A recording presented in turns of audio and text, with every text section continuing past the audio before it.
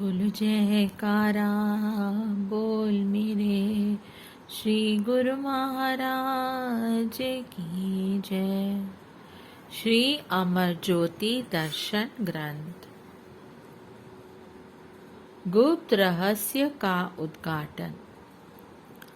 महापुरुष किस रहस्य का उद्घाटन कब करते हैं और कब उसे प्रकट करना चाहते हैं, ये वे स्वयं जानते हैं। भविष्य दृष्टा युग प्रवर्तक श्री 108 श्री पंचम पातशाही जी महाराज श्री आनंदपुर में तीव्रता से सब ओर विकास करवा रहे थे। निर्माण कार्यों के अतिरिक्त उनके लिए एक अन्य महान कार्य का गुप्त रूप से उद्घाटन करना शेष था।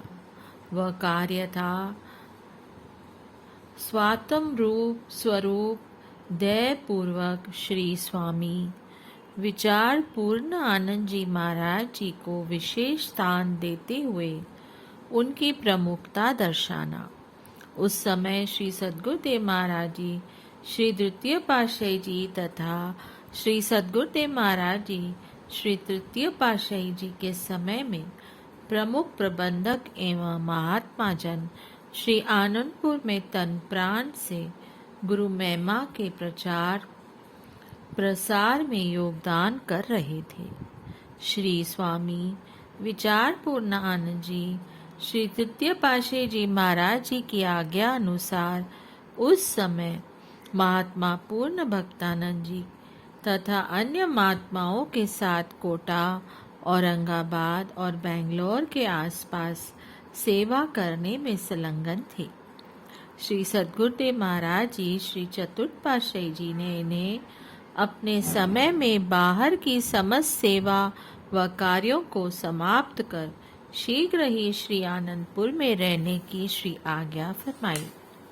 आप श्री आज्ञा को शिरोधार्य कर सब सेवा को पूर्ण कर श्री आनंदपुर आ गए।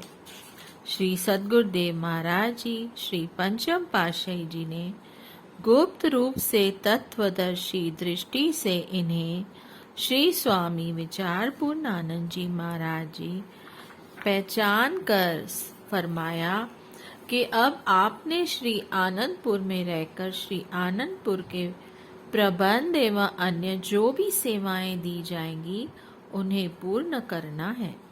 आप श्री आज्ञा अनुसार पूर्व निष्ठा से सेवा करने लगे। धीरे धीरे सभी वर्कशॉप चक्कों व आसपास अशोकनगर, ललितपुर, गुना, ब्यावरा, शिवपुरी और ग्वालियर में स्थित सभी आश्रमों के प्रबंध का कार्य भी आपको सौंपा गया और आप भी पूर्ण योग्यता से प्राणपण से इन सब का संचालन करते रहे। श्री सद्गुरुदेव जी महाराज श्री पंचम पातशाही जी स्वयं कई बार सेवकों में तथा प्रबंधक समिति में निज मुख से फरमाते थे। ये श्री स्वामी जी श्री छठी पातशाही जी श्री आज्ञा पालन में तत्पर हैं। वे हमें प्रिय लगते हैं। सब काम सच्चाई, निम्रता व दिलोजान से करते हैं। श्री सद्गुरुदेव जी महाराज जी की विशेष कृपा दृष्टि एवं रूहानी रहस्य को जानते हुए ये सब के साथ मधुर, प्रिय, विनम्रता पूर्वक व्यवहार करते हुए सब बुजुर्गों एवं प्रबंधकों को सम्मान देते। यह रहस्य आज सब गुरुमुखों को विदित है। शेष विवरण आगे जीवन चरित्र में आएगा।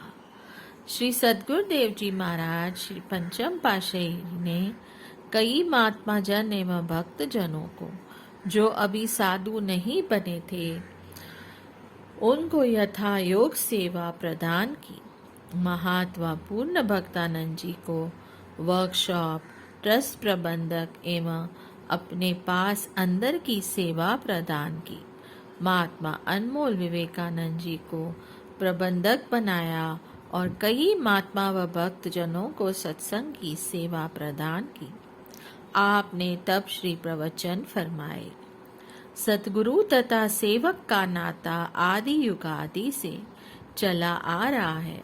यह नाता क्योंकि विशुद्ध परमार्थिक, अतएव सेवक की हार्दिक अभिलाषा और उसका हर प्रयत्न सतगुरु को प्रसन्नता प्राप्ति है। सतगुरु की प्रसन्नता प्राप्त करने का सबसे सुगम साधन उनकी निष्काम सेवा है।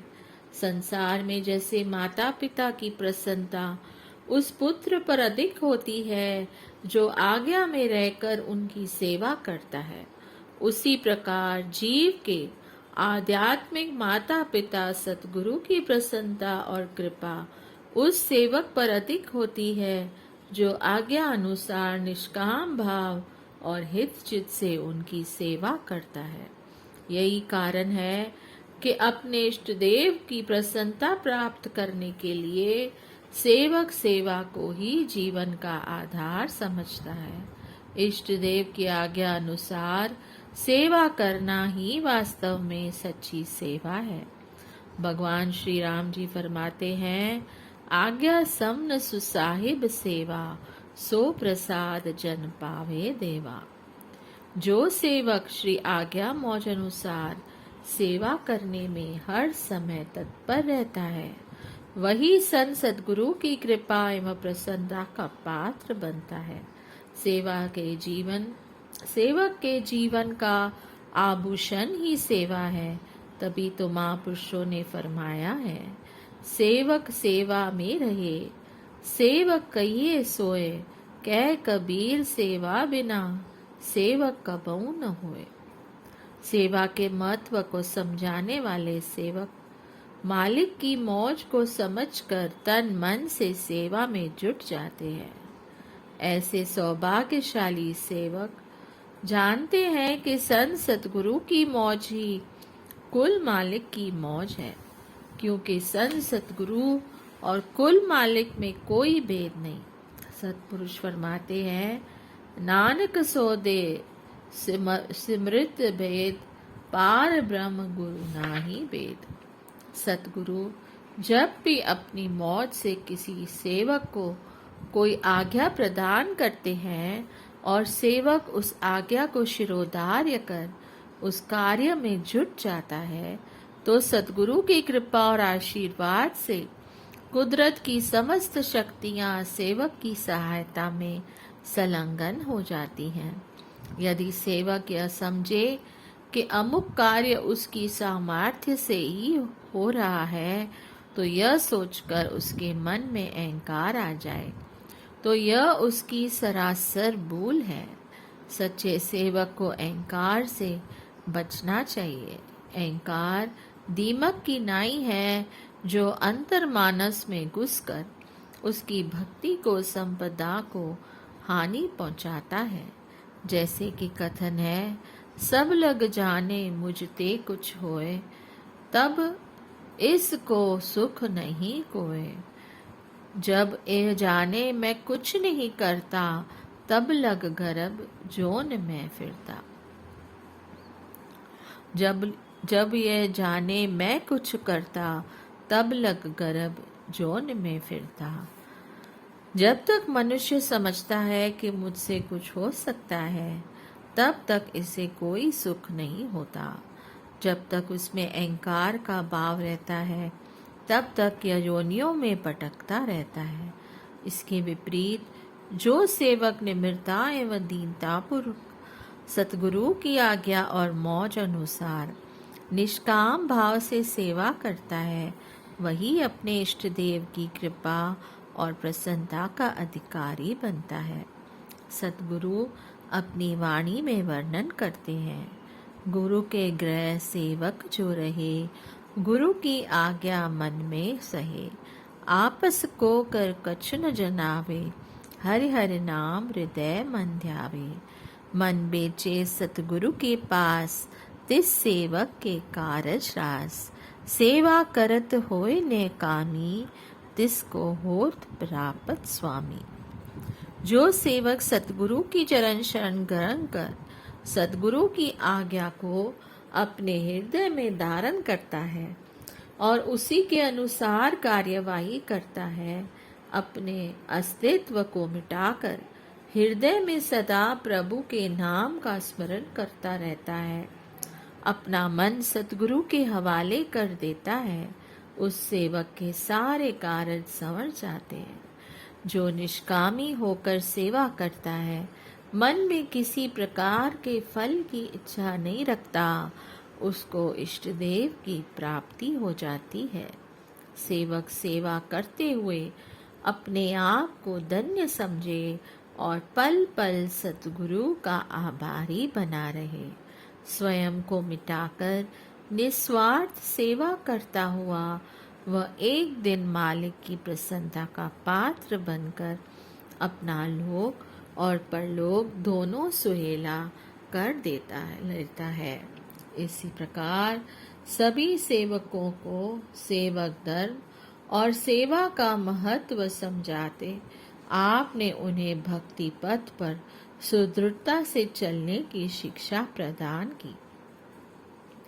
इन सारगर्भित वचनों में छिपे भक्ति के गूढ़ रहस्यों को जानकर प्रत्येक गुरुमुख का जीवन धन्य धन्य हो उठा और सब मन चित से श्री दरबार की सेवा में जुट गए। उच्च सिद्धांत। भक्त वत्सल करुणा निदान। श्री सद्गुरुदेव जी महाराज जी ने श्री आनंदपुर स्थायी निवासी एवं सत्संग आश्रमों में रहने वाले गुरुमुख प्रेमियों की वेशभूषा एवं रहन सहन को आदर्श रूप देने का निश्चय किया। पुरातन से नूतन समय में गौरव गरिमा भी उसी अनुरूप ही बनाना समय की मांग थी। आप श्री आनंदपुर में रहने वाले स्थायी गुरुमुखों को अलग पहचान देना चाहते थे, ताकि बाहर से आने वाले यात्री जिज्ञासु यहाँ आते ही यह समझ सके कि सचमुच ही ये गुरुमुख दुनिया की झिलमिल में रहते हुए त्याग, तपस्या एवं भक्ति की मूर्ति हैं। अतः आपने सबको श्री आरती पूजा एवं श्री दर्शनों के समय सफेद वेशभूषा पहनने का आदेश दिया। श्री आनंदपुर में सभी पक्की सड़कों का निर्माण नहीं हुआ था, इसलिए सेवा पर रंगदार कपड़े पहनने की अनुमति प्रदान कर दी।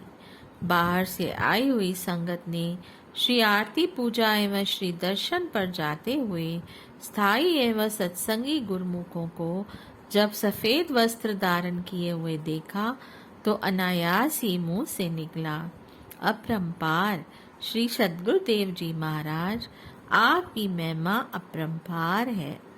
कुछ प्रेमियों ने श्री चरणों में विनय की कि श्री परमहंस अद्वैत मठ श्री आनंदपुर में श्री परमहंस स्वयं विराजमान हैं। उन्होंने अपने निवासियों को हंस बना दिया है।